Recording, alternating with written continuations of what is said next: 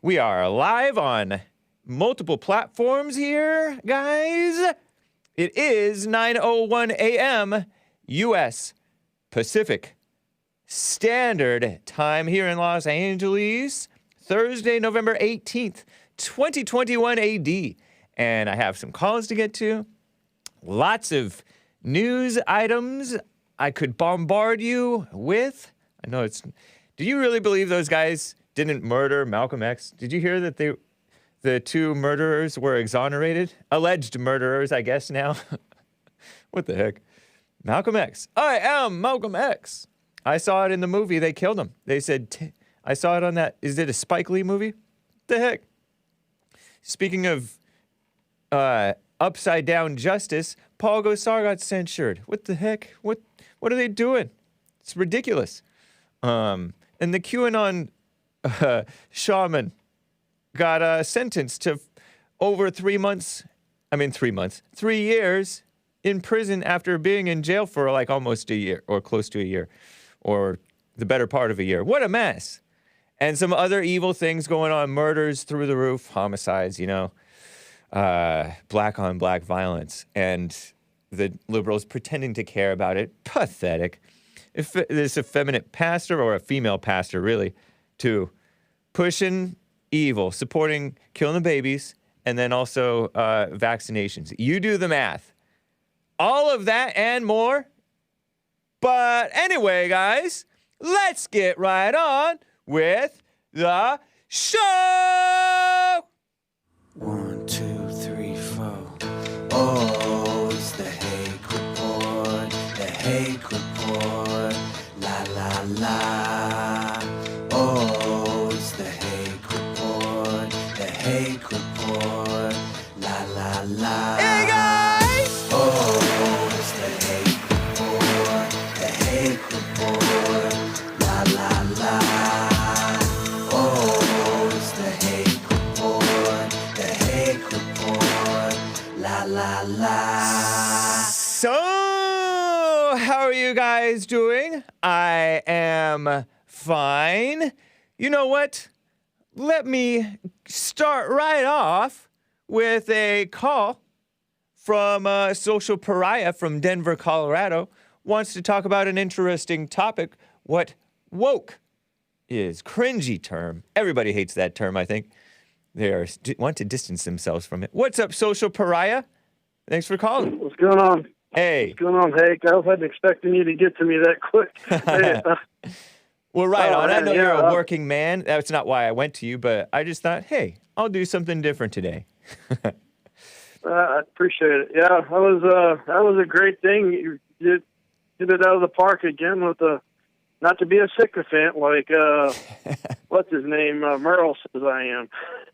Yeah. You know, if I agree with you, I agree with you. You know. Exactly. But he said, you know, whenever they, I think probably you could have gotten over emotional like that one guy that just couldn't shut up. But Right. I think with saying less, you actually said more.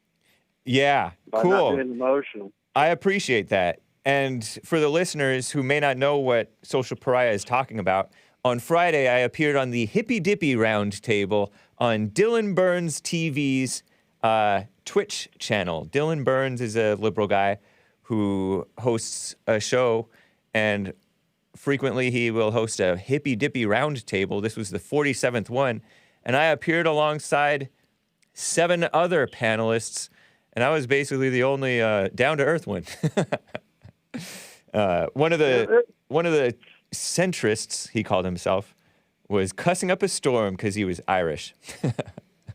But yeah. Yeah, he went. Yeah, there was. I don't know if the guy was. He was a libertarian or conservative, but he was on point. But he didn't get his message across because he was totally like a female. He just was like way emotional. Are you referring to Brandon for Liberty? The guy just above me on the upper left-hand corner, just right above me in that panel? He had like a funny accent, the redheaded guy. Oh. Or no, I think that's him. Yeah, Brandon for Liberty. He was a libertarian guy. He wasn't for the death penalty. And he was trying to make everybody come together. I don't know if it was him or not. Okay. But one of them was close to the mark whenever he's like, he was talking about that Mark Levin book about American Marxism. Okay. And he says how they'll divert, every time, they'll ask you what the definition of communism is.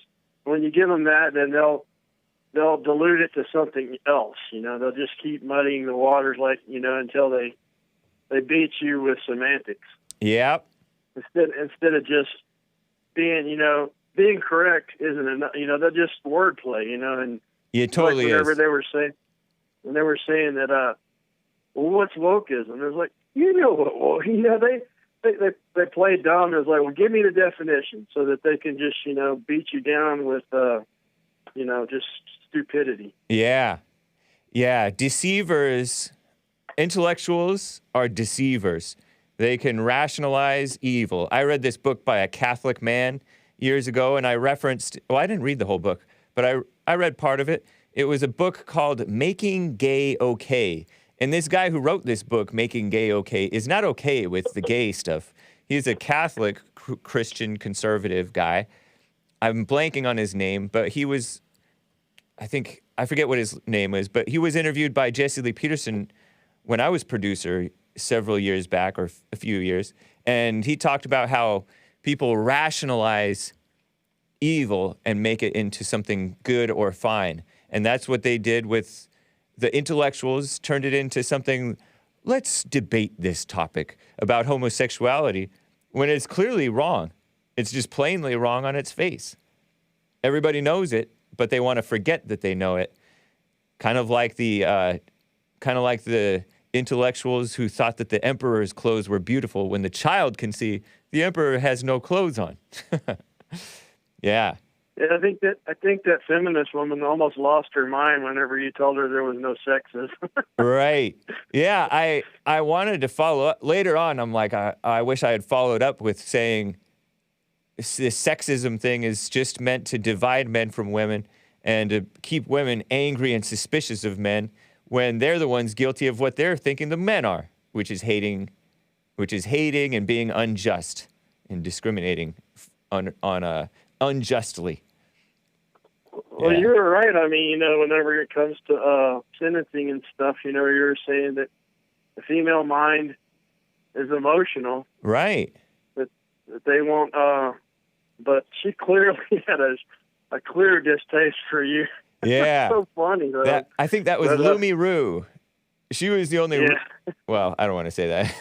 I was going to say she was the only real woman, because I thought that what I thought was a girl next to her was another girl, but apparently people are telling me that that's a transgender. What the heck?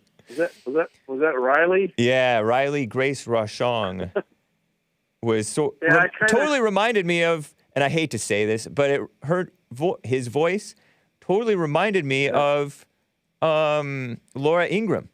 Just sounded like a lawyer, intellectual, except off the deep end liberal, obviously, communist. Laura Ingraham is more like conservative, sensible for a woman, But they're both, they have that sort of deepish voice. But, that was actually, I'm told, a dude. Wow. I kind of knew that, but I wasn't, I'm like, who cares? Right. Like, yeah, it was irrelevant, except it's kind of enlightening that these people support madness. It's not good. And their lives are a mess. I was pretty sure I wasn't going to agree with whatever he, or whatever was saying anyway. So I was like, but I'm going to get back to work. I just was just going to give you the heads up. Congratulations on that. And I appreciate that. Good to hear from you, Social Pariah. Good hearing from you. All right. I'll talk to you later. Sounds good. Take care. Malcolm X. They keep on handing out these, which I don't know the backstory on this, but I saw this headline from Yahoo News and elsewhere and CNN, Commie Nonsense Network, that, and I mentioned it in Hake News, that Malcolm X murderers, the two men convicted of killing so-called civil rights leader, Malcolm X, you know, the guy from the 60s. Did you ever watch that movie? I watched it. It was shown to me. Will be exonerated, says a Manhattan district attorney, and their lawyers are going to talk about it, say their sentences were vacated or something like that. Sentences vacated is different from exoneration, by the way. That's what happened with the Central Park Five. They were never exonerated. Their sentences were vacated. The Central Park Five were the guys who were convicted of raping and beating the Central Park jogger, a white woman, who nearly lost her life. She lost so much blood. Crazy story from the early 90s. Trump said people who do such a crime should get the death penalty. And people acted like that was racist. So dumb. But do you believe this stuff? It makes me leery of groups like, you ever heard of the Innocence Project? I don't know. I don't know if all these, you know, they say blacks are disproportionately falsely convicted. Well, I wouldn't doubt that because they're disproportionately also committing crimes. So when you have a group of people who disproportionately commit crimes, you can easily say, oh, it was just some black guy who did it. Who killed Seth Rich? Was it the deep state, or was it some black guy in Washington, D.C., which has a high crime rate? You can just shrug it off as some black guy who did it, which it may have been. Who knows? Seth Rich being that guy from the DNC who seemed like a patriotic guy, which is remarkable for a Democrat, young, misled man who may have leaked information on, the emails to whoever. I don't know. I saw this super chat from a Bible go-to guy.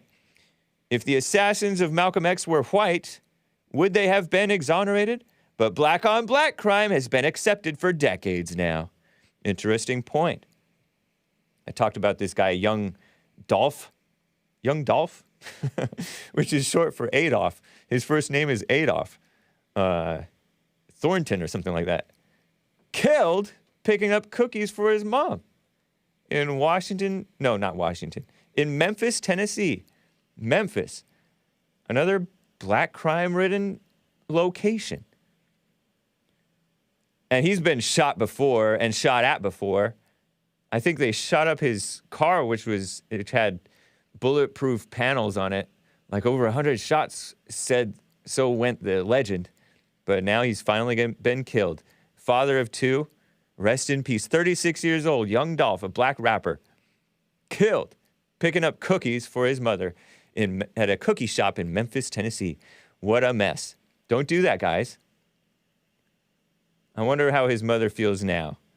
People are saying there may be a riot over there. It's a real story. Ridiculous. What's also ridiculous is they're going after the whites and giving a pass to the blacks. Paul Gosar, the great Paul Gosar. They're going after all the best politicians. You ever heard of Paul Gosar? He's a congressman, Republican, America First Republican. One of the few, if not, perhaps he's the only one, in Congress. There's a few others who are nice. I like Marjorie Greene. They call her Marjorie Taylor Greene. She's kind of a loudmouth woman. And there's that other guy. He's been around forever, out of Texas, I think. Louis Gohmert. Is Louis Gohmert from Texas? Decent guy. But Paul Gosar was censured because he's posting memes online. And I have not even watched the meme video. It's an anime video that Paul Gosar tweeted out, posted on his Instagram, of him, quote-unquote, killing, quote-unquote, Alexandria Ocasio-Cortez and attacking sleazy Joe Biden. It's metaphorical. It's metaphysical. Like the great Alex Jones has said before. We'll get our metaphysical hands around your stinking necks. Make no mistake, parasites. Except Alex Jones doesn't stutter. We'll get our metaphysical. I can't even spit it out. But Paul Gosar is a human, and he is for what's right. And the whole Democrat Party is anti-human. And so, too, are the warmonger Liz Cheney, our real president, Donald J. Trump, once a president, always a president, and calls her a warmonger. She's the daughter of Dick Cheney, the vice president under George W. Bush, and she's worse than he, I want to say. And Adam Kinzinger, who was a phony Tea Party guy. He got elected during the Tea Party wave. He was apparently grifting. Just like you might see, there's probably, if we get some like Groyper politicians in, there's probably going to be some what they call grifters, people who are fakes, or people who are just weak. Once they get in office, push comes to shove, they cave. Well, Adam Kinzinger, kissing up, just betraying not only Donald Trump and the real American people who support him, but betraying the Republican platform of God, or at least it was once a Republican platform, not believing in this fake racism thing. Adam Kinzinger is a rhino who was a never-Trumper. He was dating or married to this Hispanic lady who was somebody in Mike Pence's group when Mike Pence was vice president under Trump. And he's just a nasty person. He wants to get rid of the white supremacists in the Republican Party. No such thing. Just a phony person. So Cheney and Kinzinger, Liz Cheney, Adam Kinzinger, joined the Democrats. And Liz Cheney used to be opposed to same-sex marriage. Now she says that she regrets her opposition to so-called same-sex marriage. Her sister's a lesbian. Her sister went after her for opposing it way back. And now she says she regrets that because she's a coward. Women cave, and so does Adam Kinzinger. He's a woman, too. I'm afraid that I'd be censored if I were to show this anime video that Paul Gosar showed, but they censored him.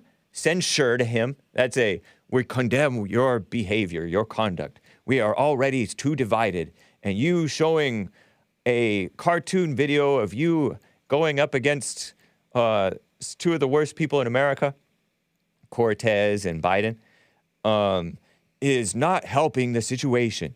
That's what this censure thing did. And they also stripped him of his committee assignments. What committees was Paul Gosar on? I don't know. But just like Congressman Steve King, another great former congressman, former now, he was ousted. The Rhino Republicans got rid of him. And the woman who's the head of the Rhino Republican Party, Mitt Romney's niece, Ronna McDaniel, said, we can't have white supremacy in office. Just a total traitor. The Republican Party is full of traitors to the Republican people, to the real Christian, real American people. What a shame. Just like the American government is against the people. No surprise. No surprise. But hat tip salute to Paul Gosar and to the great Congressman Steve King, former congressman. He was on my show. Did you catch that? Hat tip to the people who made that happen. That was cool. Paul Gosar, Steve King, they both spoke at the AFPAC, which is America First Political Action Conference, something to that effect, down in Florida, I believe, or somewhere. And now they're both ousted. We get no representation. The American people, the real American people, we're not allowed to have any representation. If we win any representation, they get marginalized, ostracized by their own party and by the people who are enemies of America inside the government. What a mess. Am I right? I think so. I have more of this hate news mess and stuff to share with you, but Cortez, a commie, and she's playing all victim. Oh, oh, this is so terrible. I thought I was going to get raped. Stupid stuff. But anyway, let me get to some real evil. Well, that was real evil too, going on in the world right now. I got this tip from the great Jovani Patterson. And listen up, Jesse Lee Peterson team. This is a tip for you too, if you're not already aware. Jovani Patterson is a guy who listens to JLP, the JLP show. Has run for office over there in Baltimore. And he shared this Facebook post and a article.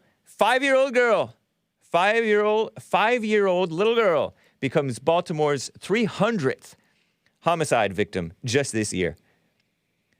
Every year, Baltimore declines in their population. People leaving, people dying, and people aborting babies, I presume. Fox Baltimore, I believe, reports this grim detail. And he says, this is sad, man. These holistic approaches to crime. Oh, let's use social workers to deal with crime. Baltimore is a culture of lawlessness, he says.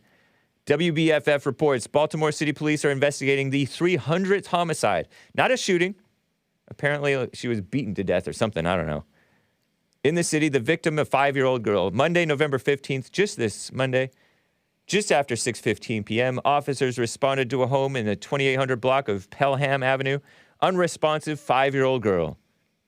When they arrived, officers began rendering life-saving medical aid, but it wasn't successful, to Nivea Anderson. Medics responded soon after, transported Ms. Anderson, this 5-year-old girl, to Johns Hopkins Pediatrics. Doctors pronounced her dead a short time later. Anderson had bruising on her face from prior abuse. Child abuse. Homicide detectives responded, assumed control of the investigation. Her death pushes the city over that ghastly threshold, which is the word Fox Baltimore uses, of 300 homicides. The new mayor, they have a new mayor, and he's a joke of a person. I'll show you him in a sec.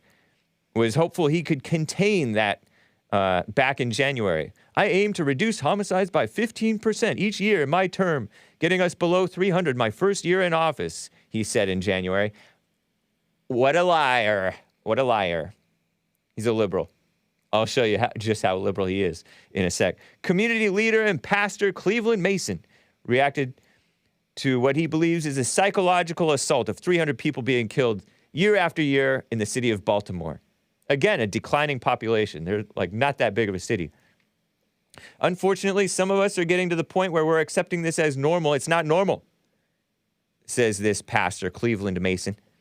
Day after day is getting worse and worse. And if our leadership does not step up to make it better, we will simply hand over our city to the criminal element, and criminal element will rule. It cannot happen, he said. What a mess. Sick. But they don't want to elect decent people. Jovani Patterson says they talk about equity and racism. Baltimore, by the way, is a majority black city. It burned nearly to the ground back in like 2014 when that drug dealer, Freddie Gray, died or got killed. You know, he was the one who ran from the cops. He got a 80% like severed spine after he got tackled. They accused the 6 police officers, many of them black, male and female, of giving him a rough ride. I talked to Brenton Langell, who was a socialist guy, I think he's a socialist, he's a Buddhist guy, liberal. I interviewed him several weeks ago, and he said, oh, they did donuts. They didn't do donuts. There's no evidence they did donuts. It's just speculation for this criminal, this drug dealer. And Obama sent people, and all these fake civil rights leaders, phony people, black leaders, went to Freddie Gray's funeral, turned him into a hero. Black Lives Matter agitators burning down the city. And the then black female mayor of of Baltimore said, we gave them room to destroy. They destroyed the city. What a mess. All the mayor needs to do is say this ends today, says Jovani. All these aims for holistic approaches to crime aren't working. Baltimore's fantastic progressive prosecutor's been in office, lost over 1,500 lives, 1,500 people killed in an American city with little to no consequences, he points out. Why is 300 the number we need to reach year after year? Is one not enough? 300 is a 5-year-old little girl. Crazy. I laugh, but it's evil. Law-abiding citizens have been demonized. Yep. Good is being called evil, and evil is being called good. Conditioned to submit to it. Yeah, they just shrug their shoulders at this mess, at this black-on-black crime. They don't care. And they have, like, stuff like ceasefire, Baltimore ceasefire. Even, like, some of these nice liberal people are trying to get it to stop. But they're ineffective. They still maintain that excuse of racism. It's a total excuse and a distraction. Responsibility. The mayor, look at this mayor. He looks like Colin Kaepernick. He totally does. Somebody called him Mayor Clown Face. Clown hair, too. Look at this guy. He has this puffy, mid-sized afro thing. Young face. Brandon M. Scott, Mayor B.M. Scott, 52nd Mayor of Baltimore, working to end gun violence and build an equitable city. You can't do both. It's one or the other. Equitable is a fake idea, by the way. Authority. People for Brandon M. Scott. This guy, look at him. What a phony. And then he's being sworn in with a mask. He looks like a high schooler. He looks like one of my friends' sons. What the heck? What a goofy guy, and he got elected. Embarrassing. Jovani thinks that this guy prepared his statement on 300 killed weeks in advance because 300 killed in the city of Baltimore was inevitable, so he just planned it. So the same night that this news came out, he put out this statement. I am outraged that Baltimore, yeah, right, so outraged, give me a break. Baltimore recorded its 300th homicide of the year tonight in November, right? 2 months to go, by the way. This number provokes more than just pain and disappointment over the sheer loss of life. It forces us to think about the families and communities forever impacted by this heinous cycle of violence. Blah, blah, blah, blah, blah. Desensitized by their loss. It reminds me of Obama just paying lip service to this stuff. I remember Obama brought up fathers. Fathers. We need fathers. Just paying lip service. He doesn't care about fathers. He's a phony. He's not even a good father. Obama letting his children go out of control. His daughters. Some people don't think that they are. I think that they are. This should anger all of us. Yeah, anger is going to help. That's what blacks need is more anger.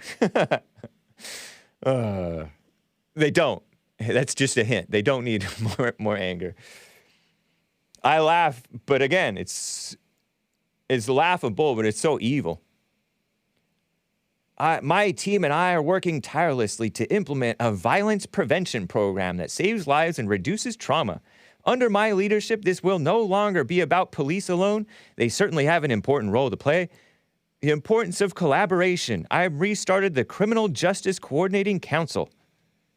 Through my police stat process, hold the police department accountable for closing violent cases and bringing violent offenders to justice.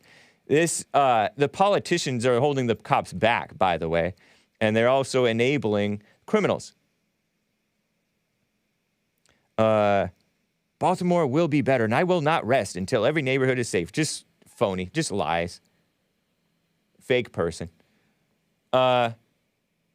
Reminds me of Sleazy Joe saying, oh, this is terrible. Americans are suffering because gas prices are going up.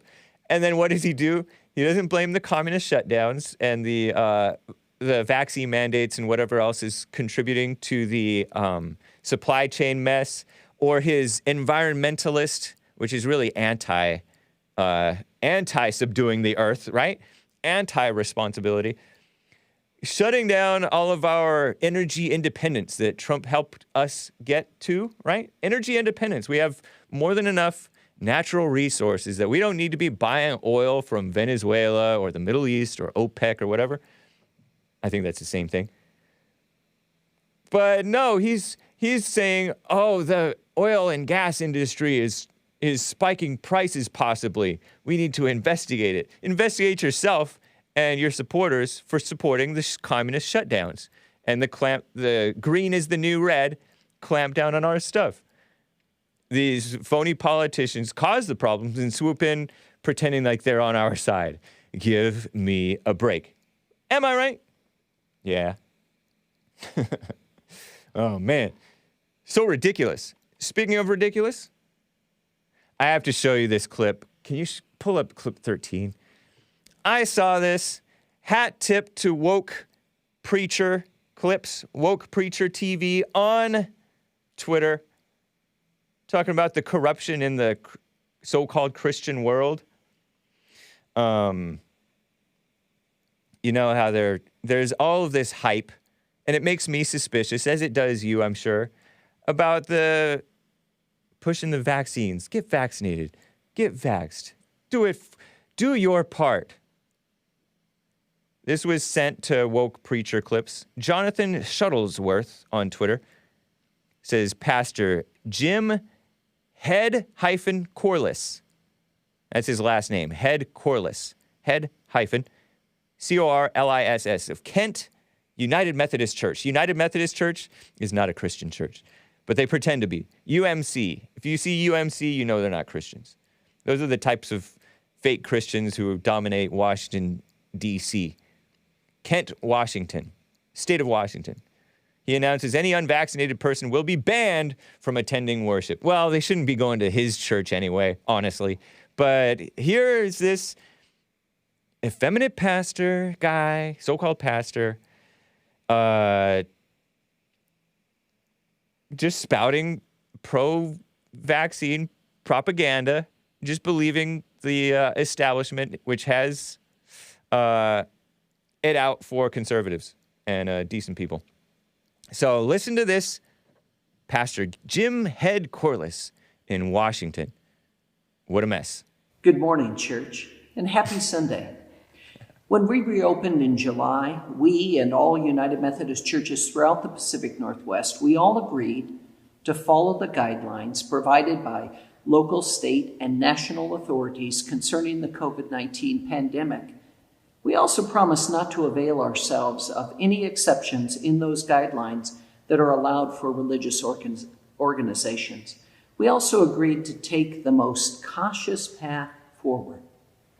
Well, this week on Tuesday, the administrative council leaders of our church followed a recommendation from our own Reimagined Church Task Force to require proof of COVID-19 vaccination or a negative COVID test within 72 hours or a medical exemption to attend in-person worship or events within our building. Now, this requirement applies only to those who are eligible to be vaccinated and begins Sunday, October 31st. This requirement follows the King County Health Department's new mandate, which, remember, church, we agreed months ago to follow. The goals of this decision are simple. Keep the church spaces and events as safe as possible for all people and to encourage all eligible people to get vaccinated.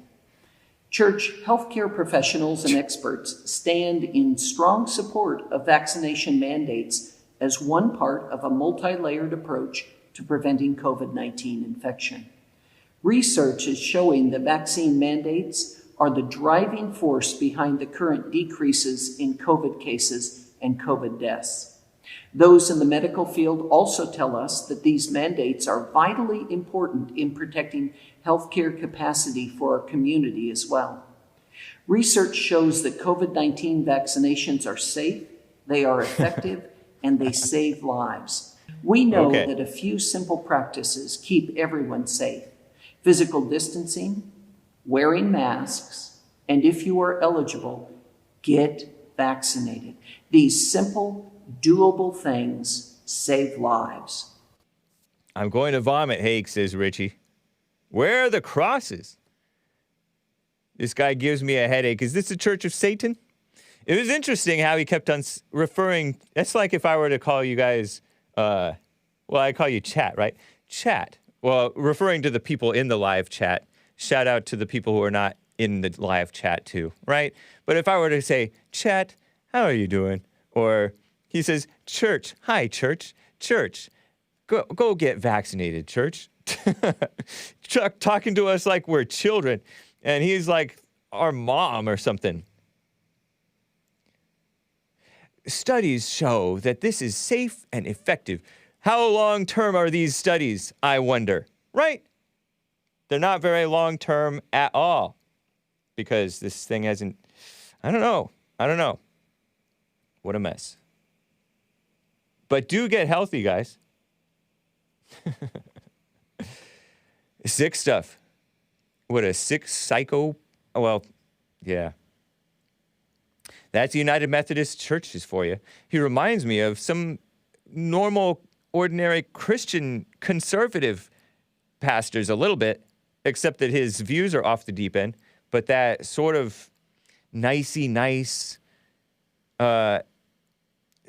borderline effeminate, which is more than borderline effeminate, right?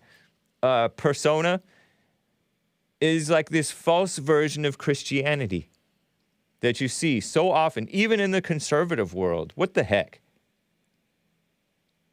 Their method is kissing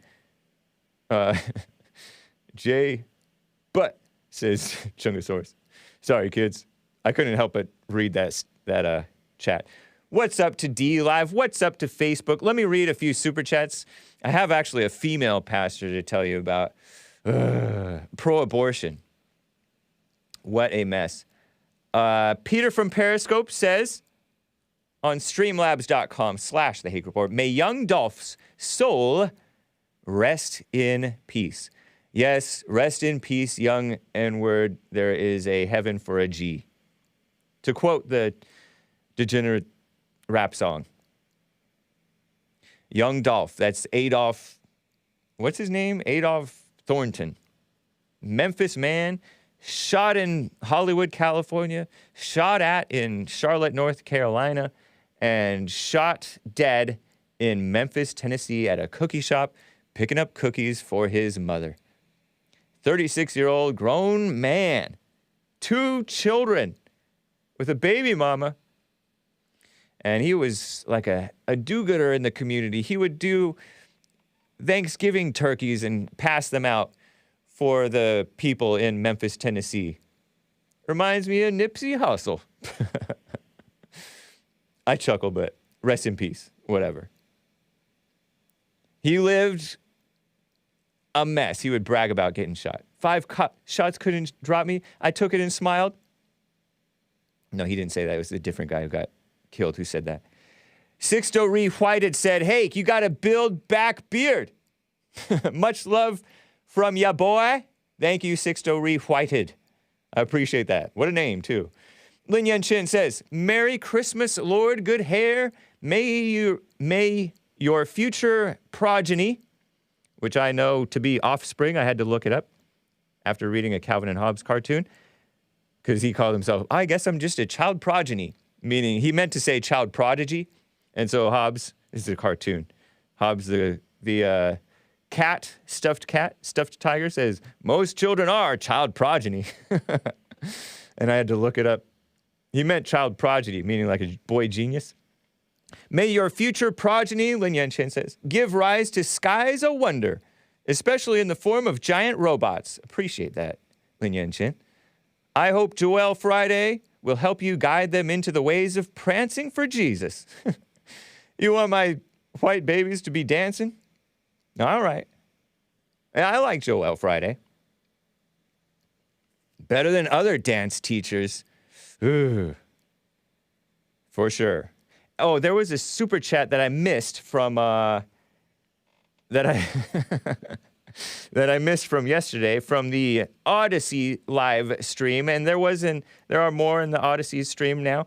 But this one from yesterday, owned Edomite. And that's a reference, that's from Asmodor.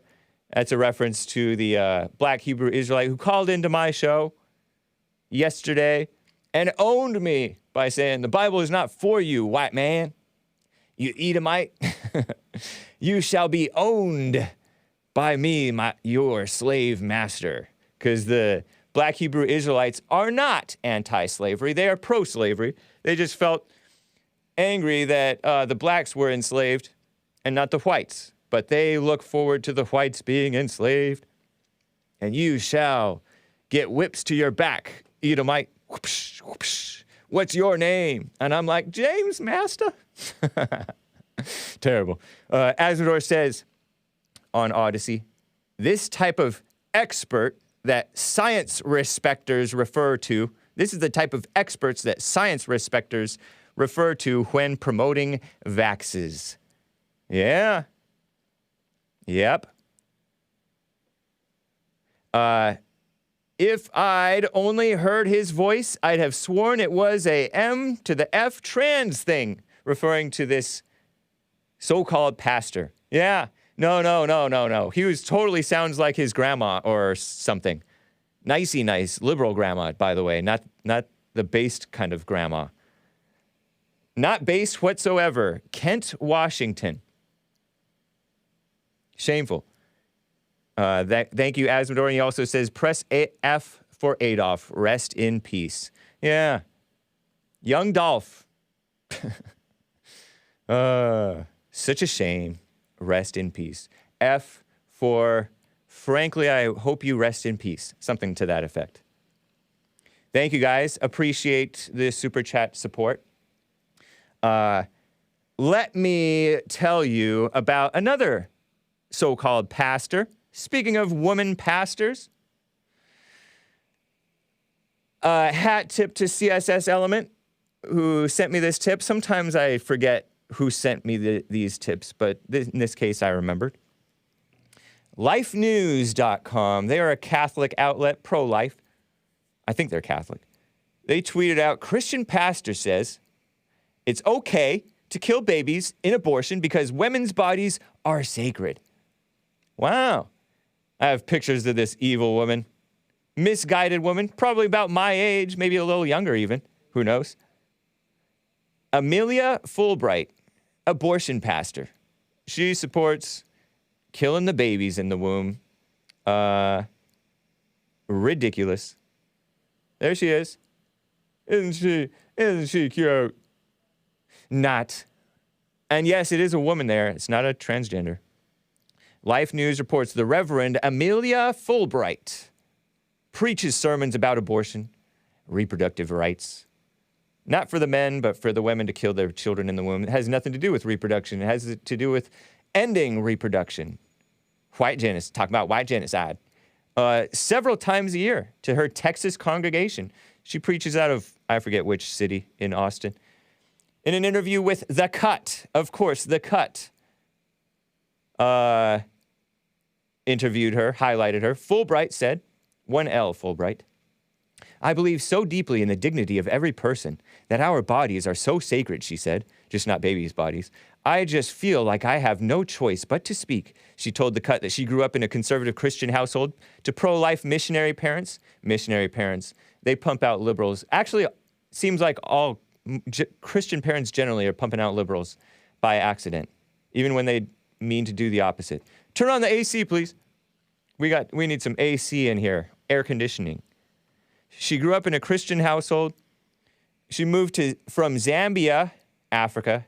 You know, these missionary do-gooders. She kind of cute, says Chat Monkey. Don't say that, Tyler. She said her family, once they moved from Africa to North Carolina, started attending a church where they celebrated Sanctity of Life Sunday every year. That means, you know, the baby's life, you don't have a right to kill it. Kill the child, boy or girl, in the womb. Then in college, she went to college. First mistake. Or one of many, honestly. Their first mistake may have been hypocrisy or something else, right? The parents Parents fail, right? Even conservative parents. These were conservative parents of hers. In college philosophy courses, and feminists began challenging her Christian beliefs. Seeking answers, she said she enrolled in seminary. Seminary, that's Bible college. You know, when JLP asks, were you called by God, or did you have to go to school for it? Thank you, Nico. The AC feels great. Well, she went to school for it because she was seeking answers. Typical, huh? Seems like the most psycho people go into psychology, and the most faithless people who have no faith, no understanding, go into seminary to get a misunderstanding and spread misunderstanding or disunderstanding, right? Disinformation. Man, stop talking about her like that. Some of the people in the chat are attracted to this woman. Typical. Satan's girl.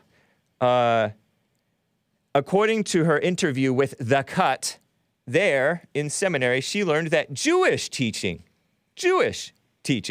held that until a baby's first breath, the life of its mother took precedence. For Fulbright, this was revelatory.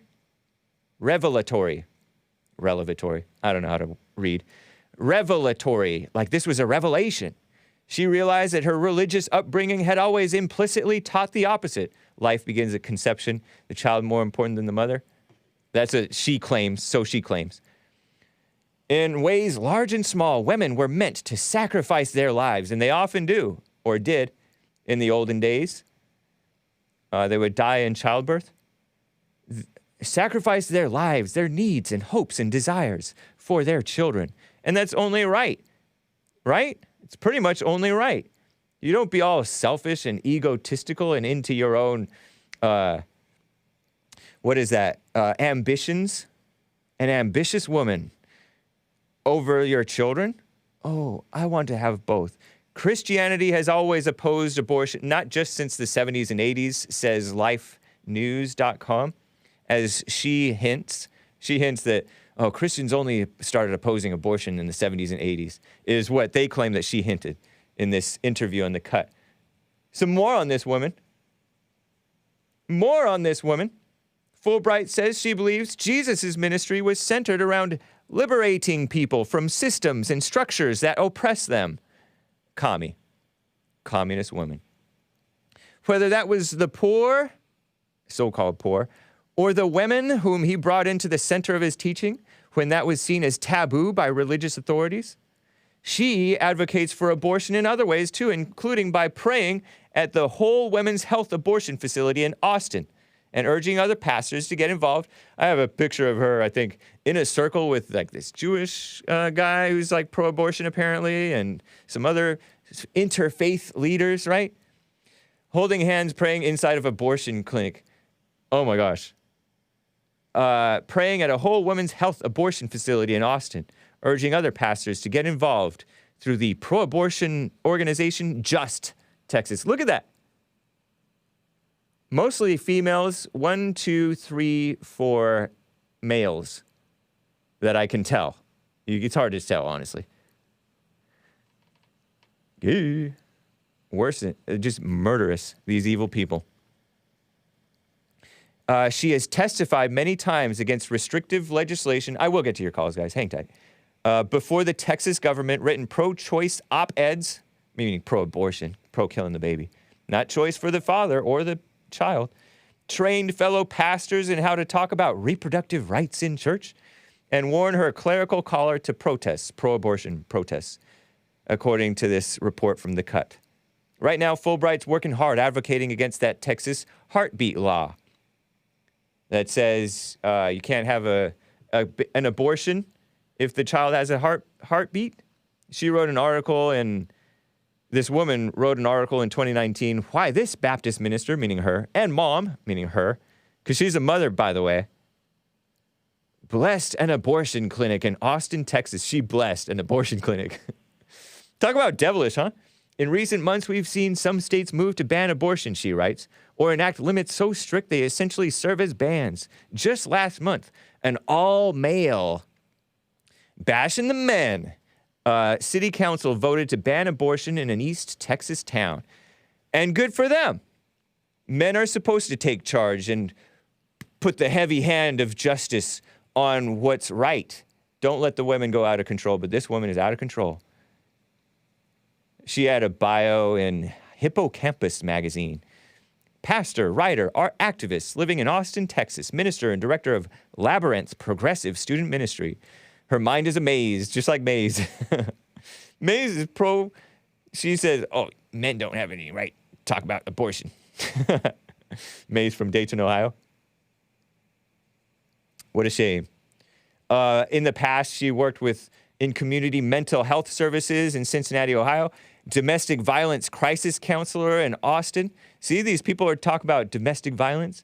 That's when men and women fight inside, or gays fight, right? Transgenders fight each other. Lesbians fight each other. They call that domestic violence, and they blame it all on the men, which is a lie. She has a wide range of interests. Special affinity for feminist theologies, contemplative spiritual practices, holistic medicine, bluegrass music, happily married, enjoys being a mother to her spirited young son. Ridiculous, huh? Anyway, I had to share that with you. So when they say, oh, not all Christians oppose abortion, or yes, all Christians oppose abortion, that's not a real Christian. Am I right?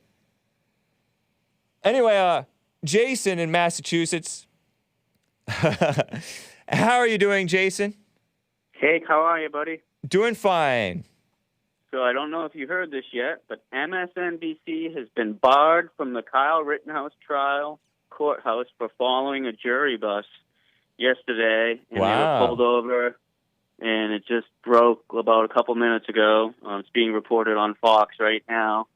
But that's pretty big if it's true. Yeah. The judge said, no MSNBC allowed. I don't know. The guy claimed he was with MSNBC and was about to take photos of the jury bus, and they pulled him over, and he was ticketed, and they've been kicked out of the courtroom.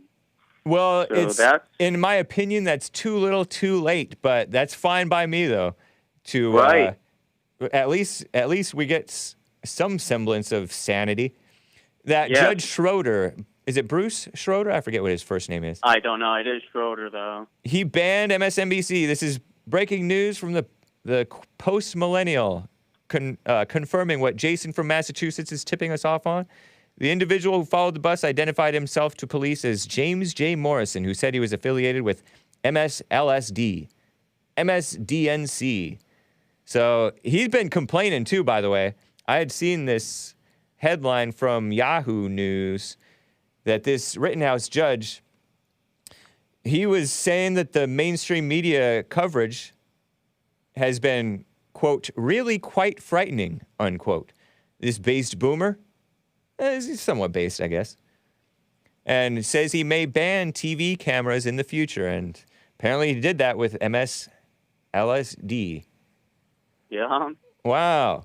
Yeah, they're so evil. They are so evil. The Joy Reid, I mean, she is just, every segment, it's about white people. Yeah. It's such a, you can see right through the BS. I mean, it's all about the divide and conquer, the same agenda, got to keep everyone angry, BLM, and it's always, I mean, Rittenhouse, I don't think he shot any black people, right? I mean, so why is BLM there? Right. He shot at the black guy, but the jump kick black guy, the Lord protected him because he's like a family man trying to do the right thing. This is me just speculating on the Lord's intentions in saving his life. But this guy was a misguided black, my age, father of 2 or 3 mixed kids, or at least one, has a white girlfriend or wife, or I think wife. And he fell in with the BLM madness. He's from Kenosha area. And he tried to go after Kyle, but Kyle shot in the air, missed him, but hit the guys who were a full-blown lethal threat. And right on to Kyle for that. It was a Black Lives Matter protest. Black Lives Matter had no business protesting. They should wait and see. And if we were to have honestly, they should follow the facts. The obvious facts are they were rioting over Jacob Blake, who was a black thug. Granted, his maybe baby mama or girlfriend or whatever, ex-girlfriend, was a thug herself, but she called the cops, or some black woman called the cops on him. He had a warrant for his arrest. He fought with the cops. At one point, according to Wikipedia, I think I read, he had one of the cops in a headlock. Oh, that's great. Yeah. And, that'll help you out really well. Yeah. Less lethal measures did not work. He had a knife. They said, drop the knife, drop the knife. He seemed to start to turn towards the officer who shot him, the white officer, who quite capably shot 7 times and hit him 4 times. And now he's paralyzed from the waist down or so. And I don't envy him, but he brought that on himself. I don't know, he went into a blind rage or something. A lot of times people don't think clearly, and they just turn animal mode. And he got put down temporarily. And they had him handcuffed to the bed. Remember that? The hospital bed? They had him handcuffed to it because he was such a mess. Anyway. Yeah. One last thing, brother, and I'll let you go. YouTube removed, I'm sure you might have talked about it. I might have missed it. YouTube removed the dislike button. Yeah. So, let me see if it's on mine. Gee whiz. I mean, obviously they know people are waking up when MSNBC or CNN's putting out some race baiting or, Joe's a great president, whatever the video is, and it's 7,000 thumbs down to 1,000 thumbs up. That's why they got rid of the thumbs down button. We all know. I pulled up a private tab of the Hake Report. I still see the thumbs down button. And, it's there, but it doesn't work. So we're going to leave it there, but it doesn't do anything. Somebody just clicked another thumbs down. Forget you guys. Stop that. I know. It was 85 up, 3 down, and now it's 4 down. Stop it, guys. But I'm not logged in. If you're logged in and you're the owner of the account, what I heard is you will be able to see it, but everybody else won't be able to see it. Guys, stop hitting thumbs down. Yeah, so they said they removed that. They're going to, I guess. Content creators, but that's not true. We all know why they removed the thumbs down, because their whole agenda is just more people are waking up, and they're just like, please. I mean, if you can't see through the BS at this point, bogus speech, he's saying, guys. Bogus speech. So yeah. Well, I'll let you go, man. Thank you, Jason. Appreciate it. Nice to hear from you. Take care, buddy. All right. Just to finish out this story, James J. Morrison is the individual who followed the bus, according to what this report says. He identified himself to police as that. And he reportedly said he was following the jury bus at the instruction of this woman named Irene Bayon, B-Y-O-N. Irene Bayon. Let me see if I can copy, paste. Oops. Oh, man. The heck. Irene B-Y-O-N. This sounds Asian woman. Okay. All right. I did not expect that. Asian woman. I was expecting black. Sorry, blacks. I was wrong. Irene Bayon, B-Y-O-N, who is a booking producer with NBC in New York. According to him, he scapegoated her. Typical Asian liberal woman trying to get the inside scoop. Chi-coms, it's the Chi... No, I don't know if she's Chinese or whatever.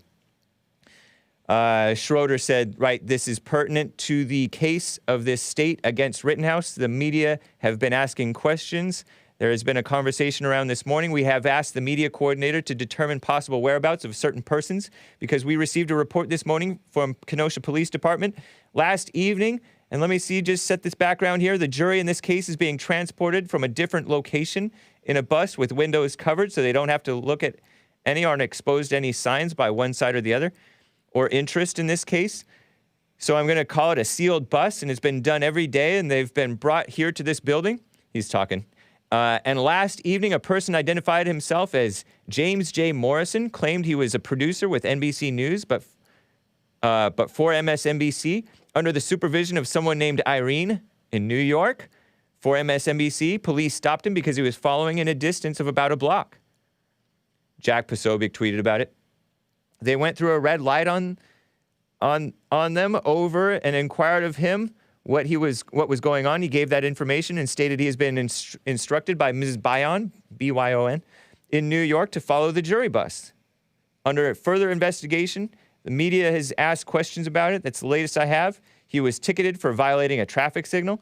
He's not hearing what I'm told, and I have instructed that no one from MSNBC News will be permitted in this building for the duration of this trial. It's a very serious matter, and I'm what the ultimate truth of it is. I'd absolutely go without much thinking. It's hard to understand what this guy is saying. It's like transcribed directly to what he said. Someone who's following the jury bus is a very extremely serious matter and will be referred to the proper authorities for further action. Whatever. We are at the top of the hour, guys. Enjoy this beautiful music.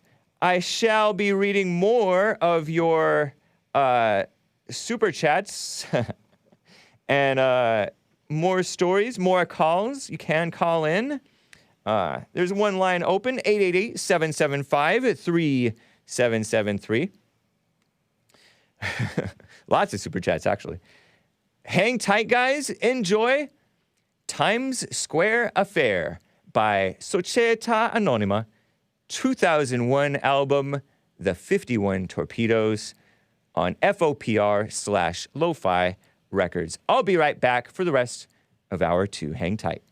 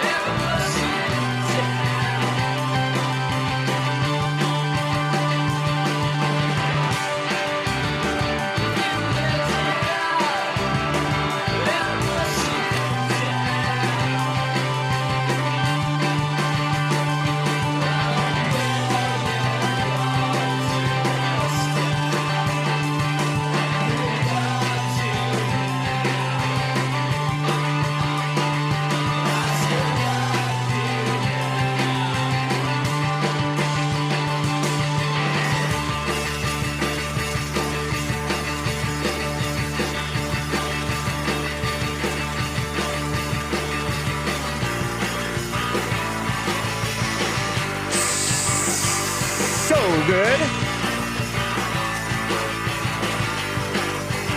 All you haters on the music don't know squat. I love it. Hey, do you have audio tapes? Not anymore. I used to. I don't know what happened to them. Very shoegazy, says Black Step there. Not the worst Hake music, says Ashy Dog. I must really like Hake to endure this music each day, says John F. This don't sound like no Young Dolph tribute. Mute time, says William.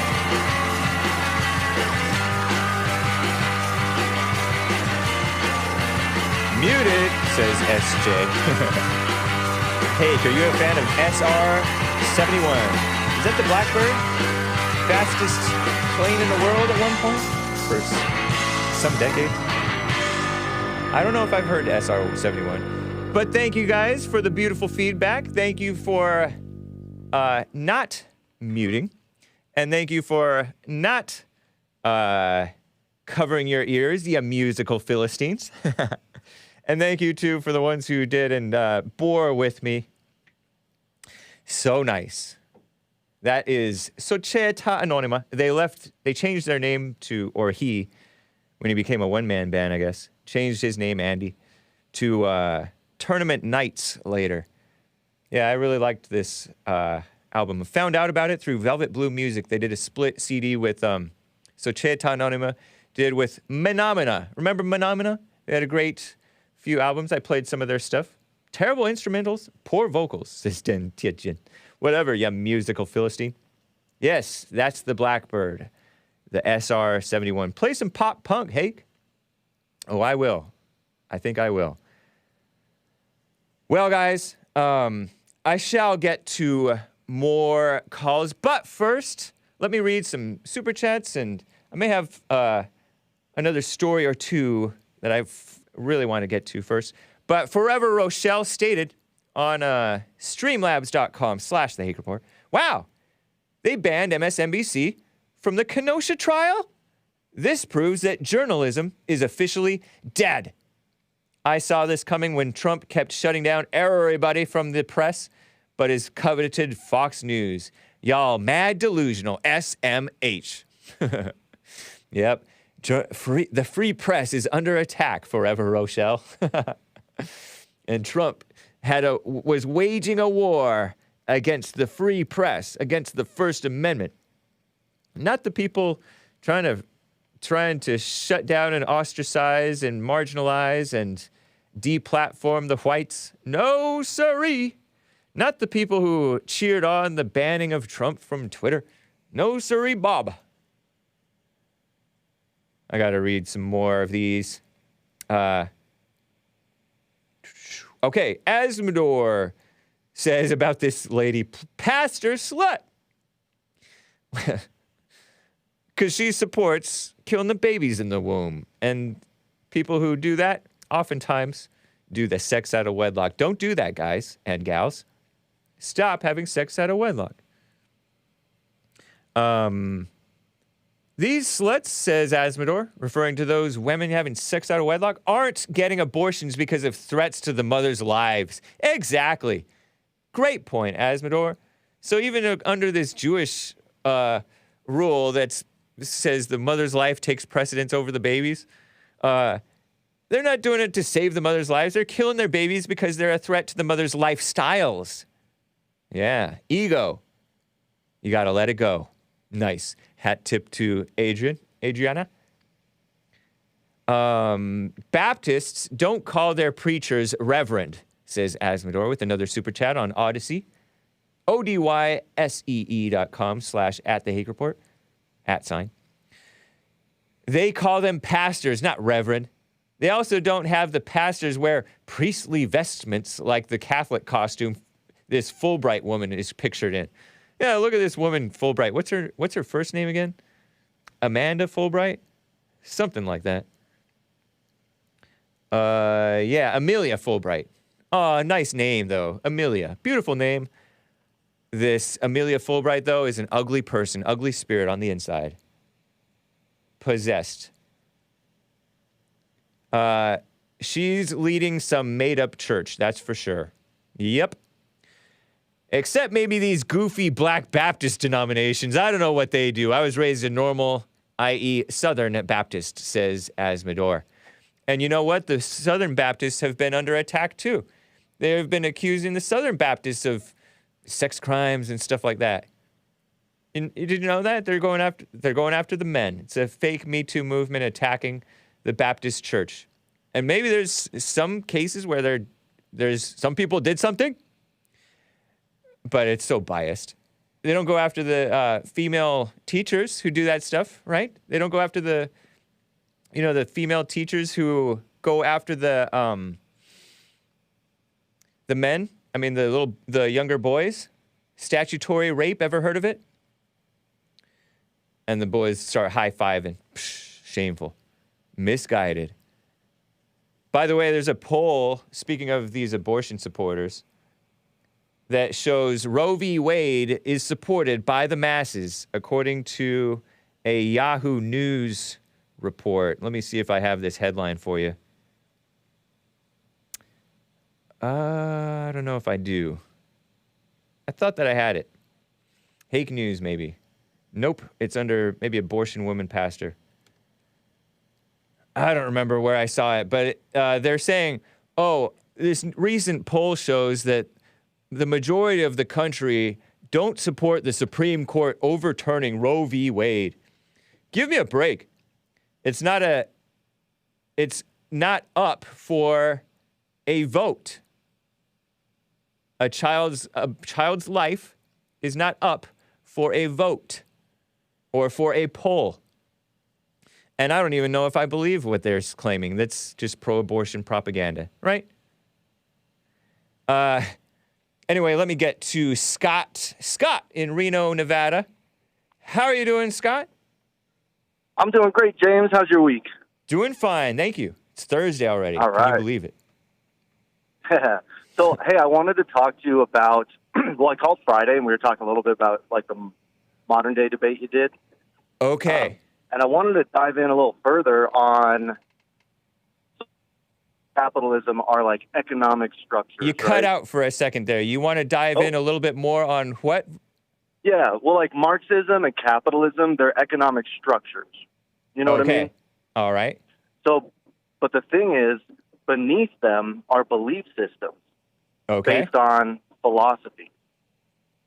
And the two major philosophies are like individualism and collectivism. Have you studied these any?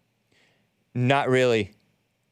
Okay. Well, just to summarize, collectivism is like the group is better than the individual. Individualism, the individual is greater than the group, right? Okay.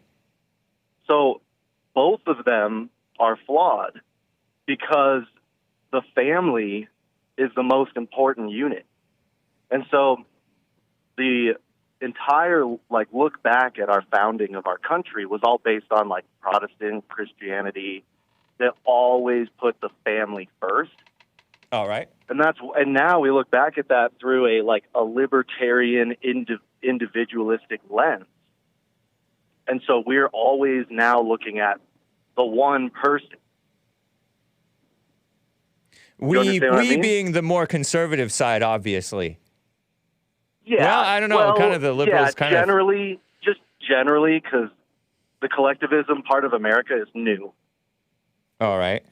Ish. Well, I mean, it came in the 1800s under the name of Marxism. Yeah. It came back in the 1900s under the name of liberalism, and now it's called socialism.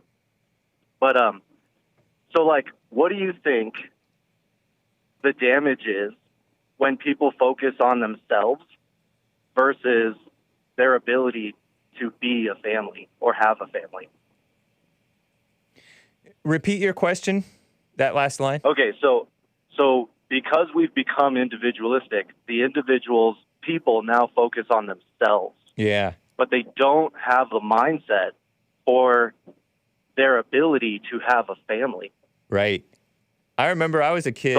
I had a crush on this girl, and I was all upset about it. And then I thought a second, I'm like, wait, but I don't want to have a family and kids.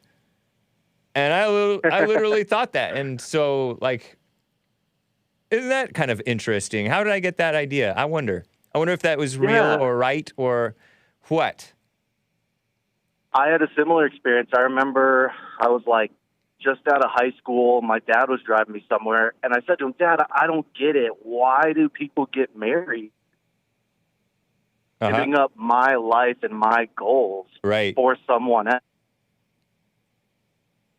Didn't have an answer for me, so it didn't He really didn't have an answer for you? help the Interesting. goodbye. Yeah, he was just like, well, one day you'll get it, Scotty. And that was it, you know? That's funny. Interesting. Well, I mean, you look around, I think part of the problem, man, is not just this individualism stuff, which I think you're onto something, I think, but it's also this lack of seeing a good example of it. Because most of the males that I know, that I've seen who are married, are not really great examples. They are kind of simps for their wives. They're weak with their wives, and the wife is kind of running the show, even when they when the father even acts like he is running the show. It's like, okay, I'll let you think that. You know what I mean? So that makes me think of, like, growing up, I always heard the phrase, like, behind every great man is a strong woman, or something along those lines. Yeah. But I haven't heard that in, like, 25 years. Really? Yeah, I haven't heard that since, like, but I bet started you've high heard, school. oh, I got to go ask the boss, or she's the boss. Exactly, Obama. exactly. Ask your mother. Obama was She's like, exactly. Michelle, the rock. My better half, the ball and chain. The backbone of the family. Yeah, the ball and chain, I kind of like that one. But that ball and chain idea is part of what makes us not want to get married or have children. They act like children are a nuisance, and which they are, but you're supposed to deal with it. Like you're supposed to. Anyway. Yeah, absolutely, you're supposed to. So I had another thought this morning, actually, when I was listening to your show. You cut out, man. You keep on cutting out. What the heck? What are you doing? Where are you going? What the heck? You're in Reno, Nevada. Are you dancing under those lights or something? What's going on? Are you in the middle of a casino? No. I'm driving from. I am in the mortgage industry, and I have a convention, so I'm driving from Reno to Fallon. So you're getting into bad spots, apparently. Yeah. So I want to say one last thing then. Okay. So I thought of why socialists they believe that Jesus was the first socialist. Yeah. Remember? So I realized the reason is, and you always ask them why, like, well, because he fed people, right? That's the first thing they'll say. And then I realized, well, he was only able to feed people because of the miracle of Jesus, and he took a tiny bit of food and made it a lot of food for many people. So socialists believe that they can do that. They literally believe that they can work miracles by taking very little and turning it into very much. Yeah. And they're such liars. Jesse Lee Peterson had a church service back in 2012, and we just recently re-released it in a Bond premiere about was Jesus a socialist? I don't know if you caught that. But did he feed them every day? Because that's what socialism is. Nope. Right, yeah. Nope. And he only fed them because he knew it was the easiest way to preach to them or to show them or to teach them, like. I don't know, man. The authority. Nowadays, people have this idea where they think they have to feed the person in order to earn the right to talk to them about Christian stuff. Oh, you have to earn the right to talk to them about spirituality. You don't have to. You just tell them the truth. Yeah. But, I mean, definitely a man will listen better on a full belly, right? But it's silly to think you have to earn anything. Yeah. It's just people have such inflated egos. Like, talk about respect. People are like, oh, respect is earned, not given. It's like, well, it's actually transitively both earned and given. You can't give it without earning it. Without giving it. Somebody in that Throwback Sunday Service archive on Bond Rebuilding the Man YouTube channel, guys, check it out. Or it's also on Church with Jesse Lee Peterson audio podcast. He's pointed out that the people started following him because he fed them, and he pointed out, you guys are only following me because I fed you. And it's typical you see in these Christian clubs, like in high schools. Oh, people show up for the free food, and then they put up with the Christian talk and the Christian songs. But they don't care about that. They just came for the free food. It's so phony. We just open ourselves up to get taken advantage of by freeloaders. Bunch of Asians showing up at these things, and they're not Christians. They don't care about that stuff. It's just phony. Anyway. Yeah, I could only imagine what that struggle's like in a church, because like a church needs a congregation, and you can't grow something without bringing in people that are non-believers. I don't have a mind for that at all. Like, what is that? I know people turn it into a marketing thing rather than just telling the truth, and the people will come. Yeah, because the truth, and you don't want people that aren't ready to hear the truth. You know, if they're turning away from it, let them turn away, right? Right. That's love. Yep. You don't. So I got a joke. Uh-oh. So I used to think my mother was an angel, but then I got my first cell phone, and in order to dial MOM, I had to press 666. That's pretty funny. And it's true. That was a real life moment I had. And so your eyes were opened. Mm-hmm. That's when I realized I was 16 years old. Wow. I dialed Mom for the first time on my cell phone. Interesting. Oh, no. How old are you now, Scott? I'm 36. Okay. I sent you also over the weekend onto Instagram. I don't know if you check that often or what, but it was a clip of one of the biggest, like, most outspoken capitalist billionaires. I can't remember his first name. His last name's Pena. Dan Pena? Like, curses like a sailor. Yeah, is it Dan? Yeah, he was on the Fallen State a year or two ago, or a few. Was he? Yep. I'll definitely have to look at that. Fallen State's my favorite offering.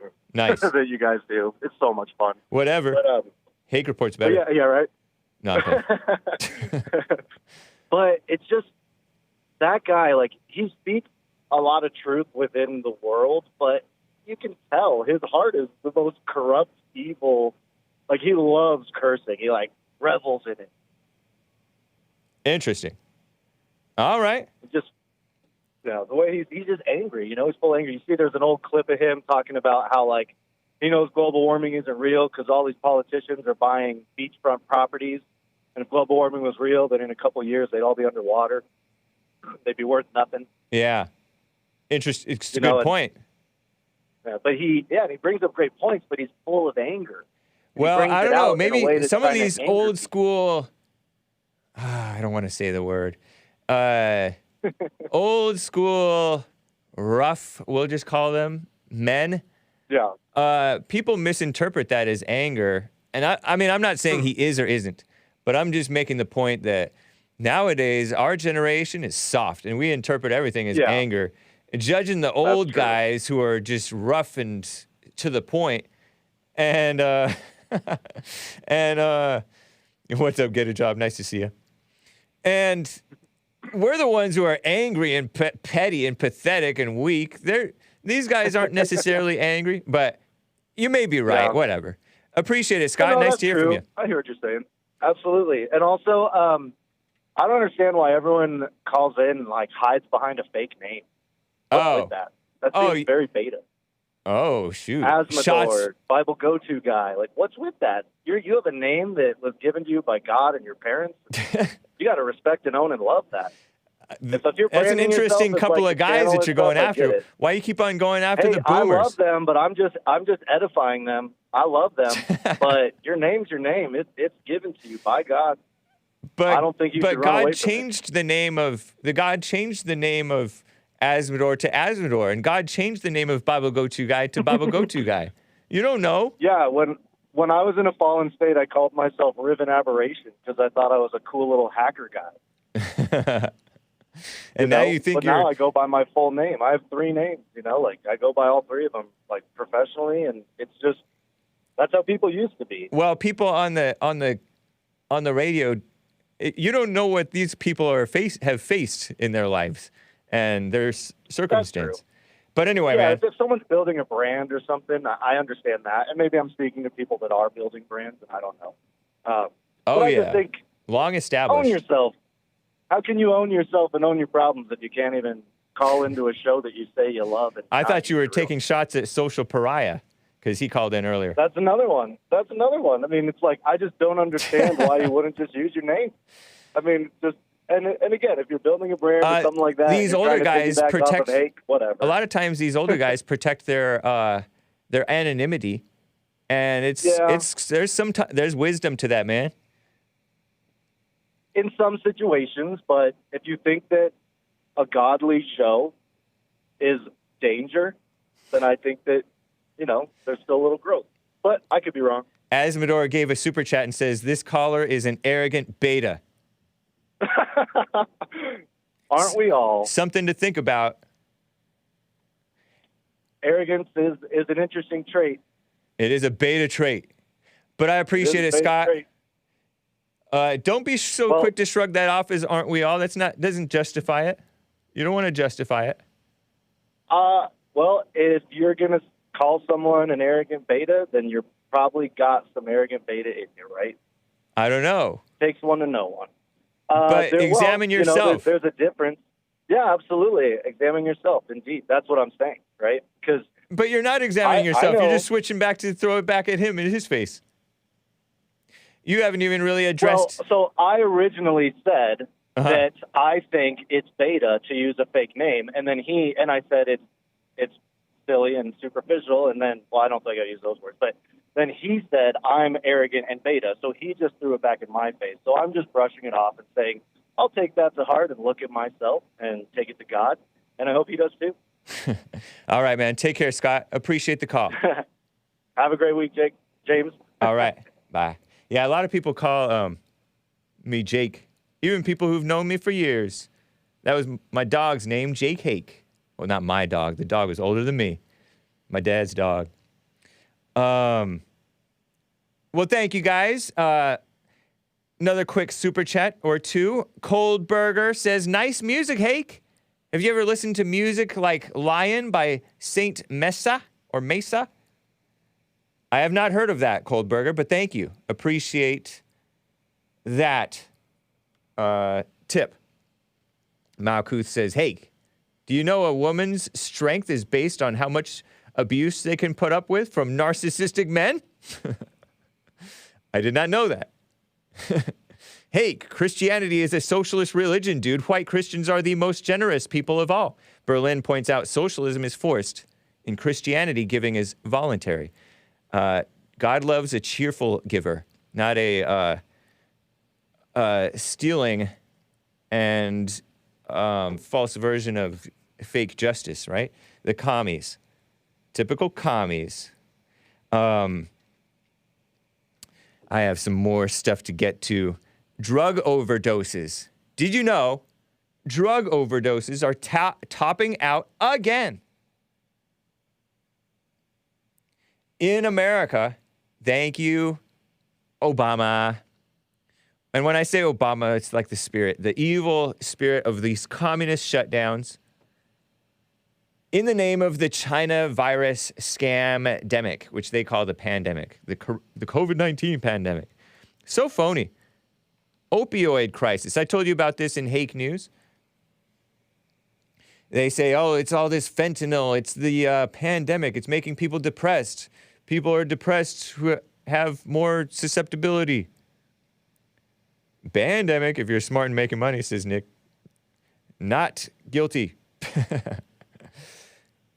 Over 100,000 supposed Americans, probably Americans, died from drug overdoses amid the China virus lockdowns, reports Yahoo News.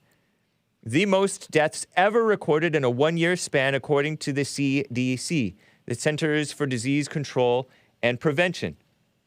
So evil. And I blame, in part, the communist shutdowns because they prevent you from working. Idle hands. What is that old bit of wisdom? Idle hands are the devil's workshop. And people get bored or so-called depressed, which you should be able to handle the communist oppression of your rights without resorting to this drug mess, which in some cases these people are just bored or they get into the drug stuff or they have pain, like a beta back or something. I have never taken opioids that I know of. And OD on this stuff and seems like everything is laced with fentanyl nowadays, they say. Taking pills to kill. Pills kill. It is Center for Disease Creation, says Costin Rasseu. Holstein. Center for Disease Creation. Yeah. Interesting point. So wrong. Commie shutdowns. We shouldn't have victimhood. But still, it's evil. And Sleazy Joe swoops in with the fake solutions, talking about, oh, we need to target these people. Keep it clean, Hake. This is a family show. We need to go after these drug companies that are targeting people with their advertisements. Well, yeah. And how about the evil government that has been allowing this to happen? Where is the responsibility for them? They skate. They walk. They get by. They're pushing child vaccines. Child vaccines. So ridiculous. Let me see if I can find the details on these child vaccines that they're pushing. Vax the children, the White House says, and some of these pictures are funny from this headline. 2.6 million kids, meaning children, ages 5 to 11 have already, I did not know this, been quote-unquote vaccinated. This is from the Epic Times. It has a crying Asian child, I think that's an Asian child, getting a shot. First grade student, four-year-old. First graders are usually 6, 7. Receives a China virus vaccine in Chicago, Illinois, November 12th. I forgot that they had already, I guess I didn't realize that it's been already almost like 3 weeks since these people approved this crazy vaccine thing. Ridiculous, huh? In my opinion, it's ridiculous. 10% of those aged 5 to 11 have received their first dose of the China virus vaccine, so claimed the White House. Look at this poor kid. Child abuse, is it? I don't know. Jeff Zients, the White House coronavirus response coordinator, not a Christian, I don't think. I mean, is there anybody who's working in the White House on purpose who's a Christian? Allowed on purpose? 1.7 million have received their first shot the first week only. Zients said 30,000 locations across the nation for our kids to get a shot. Pace expected to pick up in the coming days. What a mess, huh? Less than 3 weeks since the Pfizer vaccine was authorized to be administered to children 5 to 11 who are not at high risk of this thing. According to what I understand, on October 29th, the FDA, Food and Drug Administration, issued emergency use authorization, even though it's no emergency. They protested when Trump declared a national emergency about the border, which actually is an ongoing national emergency. It's a crisis. It's been the crisis for decades. But I guess it's kind of like black on black crime. Oh, we're just desensitized to all these people flooding in, this invasion. So let's just let it happen. Don't call it a national emergency. Call this China virus thing that doesn't really affect children all that much. And children don't even spread it all that much. Call that an emergency. What? Backwards, messed up priorities. And in fact, these, I don't know, 27%, I remember, 27% of parents were chomping at the bit to get their children vaccinated. You saw messed up like lesbian mothers on TikTok. Fat, too. Telling their children, having their children cry on camera on TikTok, you know, that social media platform, Chi-Coms, about, oh, yay, I can finally go outside.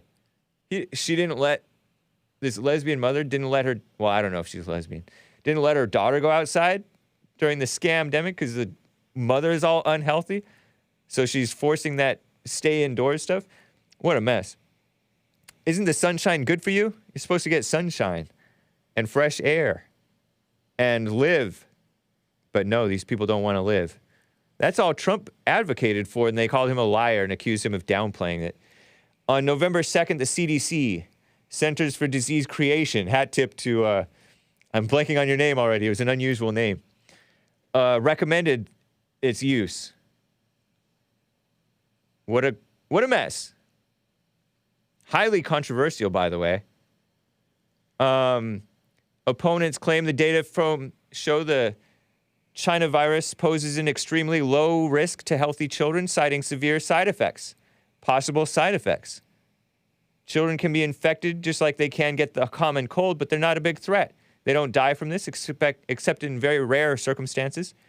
I think several hundred supposedly have died with it. If that.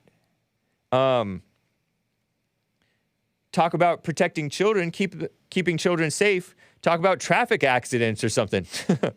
That's a Martin Kulldorff, Kull, Dorff with 2 Fs. Harvard University professor of medicine said to the Epoch Times, American thought leaders last month. We know millions of parents are eager to get their children vaccinated, so says this evil woman, scared CDC Director Rochelle Walensky. Oh, eager to get their children vaccinated, and with this decision we have now recommended that about 28 million children receive a China virus vaccine. As a mom, I encourage parents with questions to talk to their pediatrician, school nurse, or local pharmacist to learn more about the vaccine and the importance of getting their children vaccinated, she said in a statement. She's a scared CDC director. Not a Christian, by the way. Definitely not. On October 29th, the same day FDA issued their emergency use authorization for the pediatric Pfizer vaccine, Gallup released a poll showing 55% of parents of children younger than 12 would plan to have their children receive it. Whoa! I thought it was only 27%. 45% would not. Gallup said the figures haven't changed since May.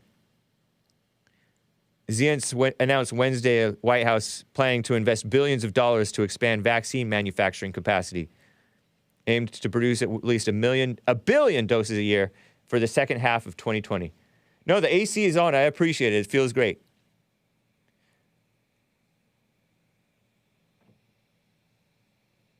Crazy stuff. The FDA is going to decide on booster shots without a hearing from their expert panel, by the way. Not even going to listen. Fauci's pushing the boosters for all Americans, says it's crucial to bring the disease to be endemic. Endemic means, it happens seasonally. Seasonally, people get it. It's pretty much under control. And I suspect that he just likes attention. People say that he just likes attention. And these people are so egotistical, they will just make themselves seem important by saying this is a scarier disease than it actually is. Although I think that it is a pretty dangerous thing.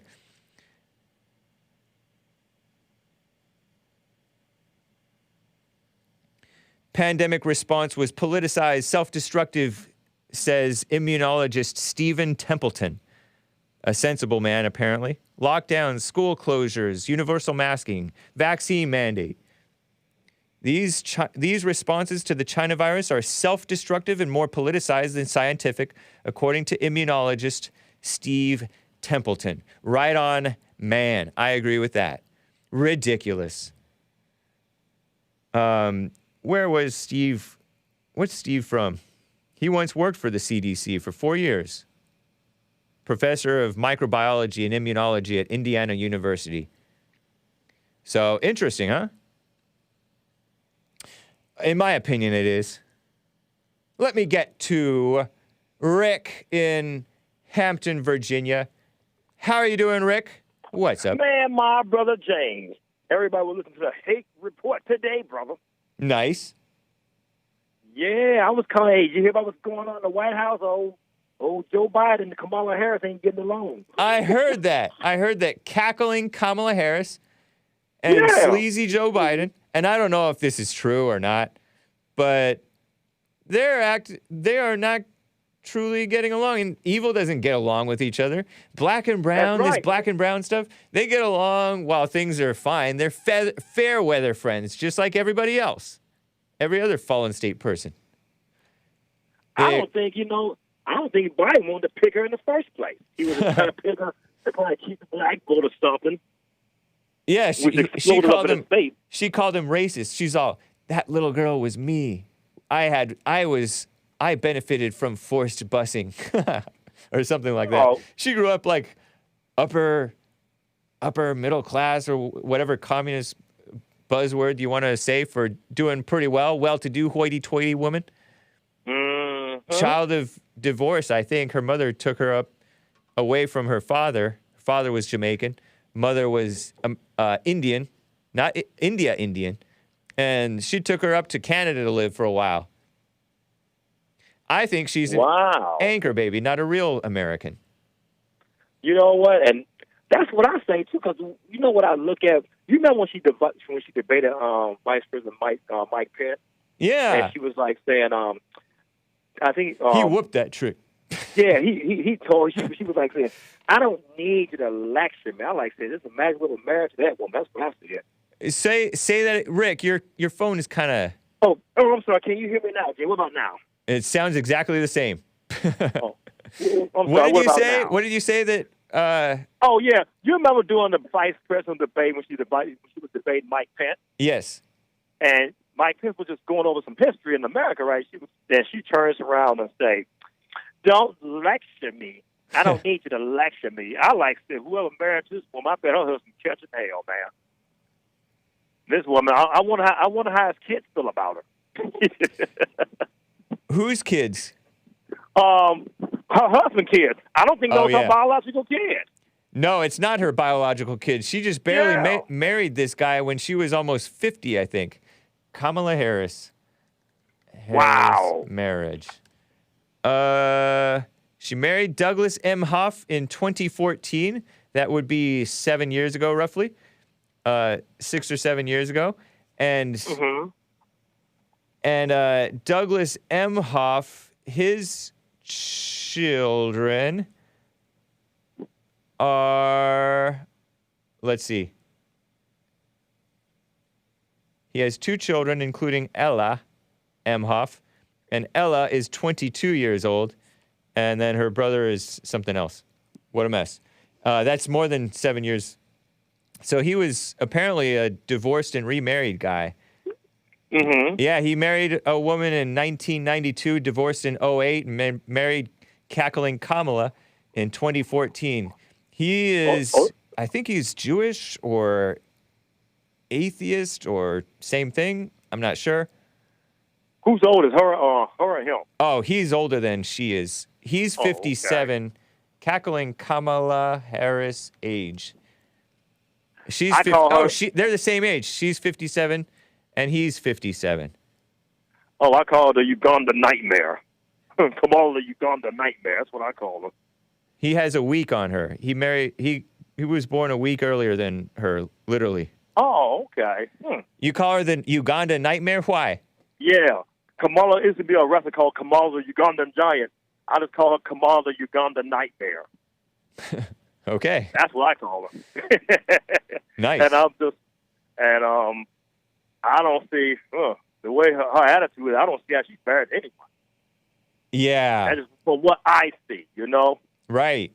She's Obama called her the prettiest or most attractive or something like that attorney general because she was attorney general of California. Can you believe it? When Obama was in office, and then he like apologized or something, and because it was sexist or something like that. And so she was considered to be like pretty or something, but she's never been a likable person. I don't think. Yeah, I heard her staff don't like her. Poll number. Yeah, and her polls, the people don't like her. What a mess. Man, that is sad, man. I tell you, man. I tell you, I don't see her being that long. What about you, Jane? I don't know. These people, they get such affirmative action. I didn't think that anybody liked Al Sharpton, but he still has a TV show. I don't understand. You know, as much as this guy being involved with organized crime. Oh, yeah, he was a rat. You know, selling drugs in Harlem, and then the FBI flipped him and made him be a what they call an informant to help him catch the mafia. So he sold drugs in Harlem, and he was caught, and that's why they were able to get him to be a Fed. Yep, they flipped him to you know, that's how they do most time when they catch a drug dealer. Right. They catch him and they say instead of you getting 30 years, we'll give you 10 years if you help us out. And that's how they flip them. They call that flipping them. Yep. You know, and this guy gets a job, no experience, none but a bad past, and he gets a job. That's how corrupt and godless liberals are. Right. Very true. And for him to be able, and then people like Thomas Sowell or either Walter E. Williams, the blacks don't like them. Yeah. Yeah, it's ridiculous. They like the liberals, like they don't like anybody Van decent. Jones. Right. Van Jones, Joy Reid. The only thing she does is just holler racism to keep their pockets full. Right. And it's time, for blacks to start thinking for themselves and seeing what's good and what's evil. Yeah. All they got to do is holler racism. They got every black person on board. Yeah. It's ridiculous. And it's sad, and I'm waiting for, when they going to have the Kyle Rittenhouse ruling? One can never tell because the jury has some weak people in it, apparently, and they're not quick to make a decision on it. So maybe today, maybe tomorrow, maybe, who knows, next week? It's like an easy case to me. I know, it's so like, obvious. Easy case. It honestly never even should have gone to trial, at least not with these charges. Right. It's ridiculous. The guy that he shot, one guy testified, he thought he had his gun drawn on him, and Kyle didn't even have his gun. I think deep down he felt that he deserved to get shot because he was about to shoot, Yeah. You remember that guy when they asked him, what you about to do? I threw my gun down on him, he shot me. Oh, okay, what are you supposed to? Sit up there and see what kind of what your bullets made of? Gage Grosskreutz. Gage Yeah, Grosskreutz. Who Yep. I saw a meme that said, and I don't know if this meme is true, but it might be, he traveled like 50 miles, 5-0, to come down to Kenosha. Gage Grosskreutz, the ACLU scumbag who's already had problems with being drunk carrying firearms. He had no business. He's a communist, I say. And you know what? Here's the funny thing, James. They're talking about, why did Cal have a gun for? So why did the marches, why did that guy have a gun? It was about peace. About what? It was about peace. You remember they were saying Cal had a gun, but the guy that said he drew his gun down on him, why did he have a gun if he was marching for peace? Right. Yeah. See, they ain't bring that up. He said that he was a ACLU legal observer. Yeah, that's still not an excuse to have a gun if he's doing a peaceful march, I know. huh? And by the way, Andy No says that David Cole of the ACLU National Legal Director, professor at Georgetown Law, regular contributor at New York Review of Books, he previously called for gun restrictions at protests, but this guy showed up with the gun. And he complained allegedly to his roommate, but although he denied it, that he wishes that he would have mag-dumped, like emptied his whole magazine into Kyle. The innocent man, the evil man, who's wearing plugs, by the way, wishes that he would have emptied his magazine of bullets into Kyle, Jack Bauer, John Wick Rittenhouse. You wish. Man, I tell you what, Kyle knew how to use that gun, man. I'll tell you, this guy is set up to be a nice alpha male. I mean, I truly believe he was up there just trying to keep peace. Yeah. And he even said, look, I would have helped either a protester or a business owner. Because, see, is what the guy said yesterday. Yep. When people have businesses, rioting is not insured. So people like saying, I ain't going to go just lose all my stuff because y'all tearing stuff on myself here with my gun so y'all can go past my business. Yeah.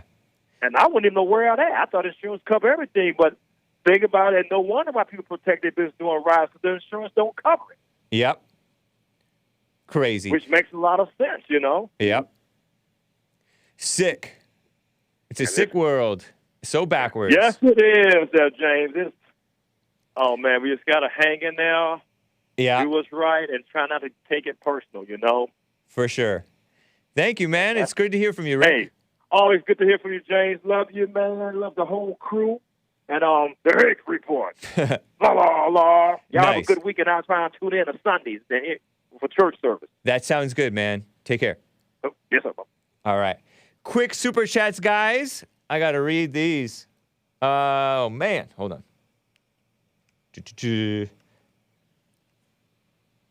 Asmodor gave a super chat, a couple of super chats on Odyssey, ODYSEE.com/@the Hake Report. John Jay, who was a founder, James Madison, and Alexander Hamilton. I believe John Jay may have been the first Supreme Court's Chief Justice. Used anonymous aliases, Brutus, Cato, and the Federal Farmer, when writing the Federalist Papers, which brought about the Bill of Rights. Does the presumptuous caller think they were betas? And Asmodor goes on, I'm not comparing myself to a founding father, but this caller's persnickety nonsense and psychological projection, I used an alias when I thought I was a hacker, says more about him than others about whom he knows nothing. So says, excuse me, so says Asmodor about Scott from Reno, Nevada. Scott, take that.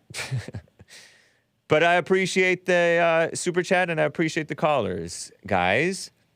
Let me get to Madi out of California. Long time no hear, Madi. Nice to hear from you. What's cracking, James? Just hanging out. Long time no hear. Thank you, as always, on behalf of Bond. You know, you're calling the Hake Report, but I see you constantly giving super chats in the Bond Archive Sunday Service throwbacks and in the Fallen State premieres. So that's cool. I give out all three. Nice. Well, I appreciate you guys for praying for me on my surgery. Got my voice back, as you can see. Say again. Say that last part again. Got your what back? I got my voice back. Oh, good.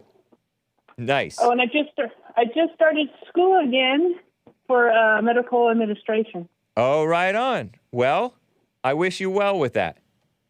I will keep you guys posted when I get my certificate, and then later on, probably get my license for it. Okay. Little Christy says, shout out, Madi. Shout out to everybody in the chat room. A. Little Owens. Christy, A. Owens. Yeah. Really A. Owens Palomino. gives a virtual hug. Right back at you. Yeah. Nice. Lord Grimm. Nice. Everybody. Yeah, Lord Grimm. Yeah, everybody. Yeah. Right on, I got Marty. you. Shout out to all my homies in the chat. You too. And Chris, you did good on the name pronunciation. Oh, nice. Sorry. That's right. My fault for not explaining it. Right on. Well, take care, Marty. I appreciate you checking in. Anything else? I love you guys, and I appreciate y'all. You still be hearing from me soon. I'll call you soon, James, and happy birthday! Thank you for the birthday wishes. Take care, Marty. You should retire now on that one. I know. What a mess. Appreciate you, James. All right. By the way, you look cute without all that stuff on your face. Okay. Thank you. Appreciate You're that. welcome. Cute is what I was going for. Oh, wait. Let me spot that. Handsome. Handsome. Very nice. Much better. Thank you, James, and everybody. All right. Take care. Bye. Moose says, hang up. I can smell the weed on her breath from here. What? Don't say that. That's speculation. A friend of the show, faithful supporter. Thank you, Mari. And Angel, or Angel. Cool family. Very cool. Isn't that nice? Quickly, in the last 5 minutes here, I got to show you this funny. Be quiet, A. Owens. Now everybody's jumping on the cute line. Clip 11. Here's a fake news smear. I saw this earlier this week. You guys may have seen this. Former Fallen State guest Cernovich also appeared at the men's conference, guest hosted for Jesse Lee Peterson, tweeted out, and other people tweeted about this. You may have seen it. PBS hosted an expert, quote unquote, expert on authoritative regimes to bash Trump. And this expert was a Chinese guy, or was talking about, I guess, China, I think. And he didn't agree with her the way that she was doing it because she was pretending that Trump was the authoritarian. But in reality, No, sir. Listen to this. It's about a minute and a half long. Listen to this. Woman going after her. In your book, you were describing the directives of Mao Zedong during the Cultural Revolution that would be distributed publicly every night. And then you write, this is your quote, they served a function similar to Donald Trump's late night tweets while in office. They were the direct communication of a leader's thoughts to his devoted followers, enhancing the sanctity of his authority. So, do you see Donald Trump as an authoritarian? I don't, if you're authoritarian, you have to have a system in supporting you. You cannot just be an authoritarian by yourself. Yeah. But certainly in United States, with today's condition, you can easily have an authoritarian. In many ways, you're already in the authoritarian state. You just don't know it. How so? Many things happens today in US can be compared to Cultural Revolution in China. Like what? Like people trying to be unified in certain political correctness. Yep. That is very dangerous. In your face. That was Firing Line on PBS with Margaret Hoover. Pretty blonde lady. I flipped, sorry for the picture, guys. I flipped it around. I did it on purpose, but it's hard. It made it hard to read. But she was talking about, Trump's late night tweets would be authoritarian if he had the government behind him. And what's wrong with men of authority taking authority over the country? That's what he's supposed to do. But he did not. He was constantly undermined by the real authoritarians. What a mess. So evil. And he said the political correctness, as they call it, woke, which I cringed at that term, mob. Those are the real evil authoritarian mess people. There was this evil woman.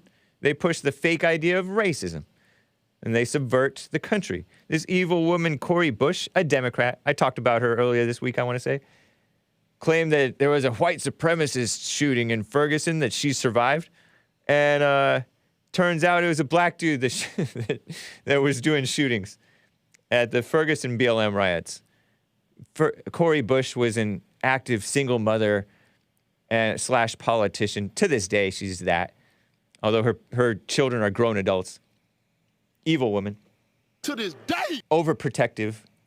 Pretending that racism is real. And she was participating in the Mike Brown riots. And she claimed, it was a white supremacist. Turned out it was a black dude. Always lying. What's the line? What's that book from Vox Day? SJWs always lie? It's so true. They're such evil liars.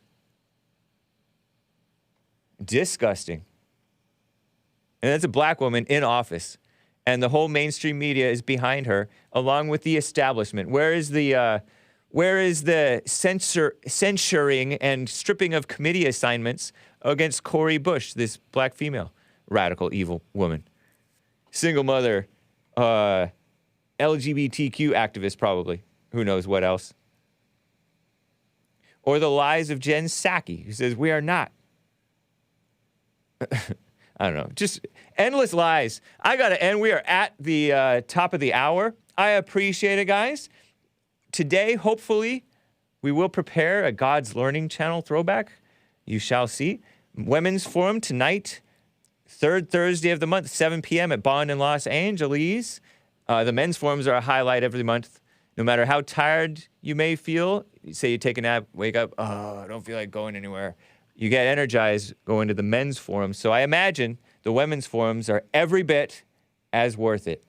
And of course, the Throwback Sunday service, catch that, Church with Jesse Lee Peterson audio podcast. Rebuildingtheman.com/church for the Sandy Hook shooting discussion. Check it out if you didn't already. Thanks, guys, and take care.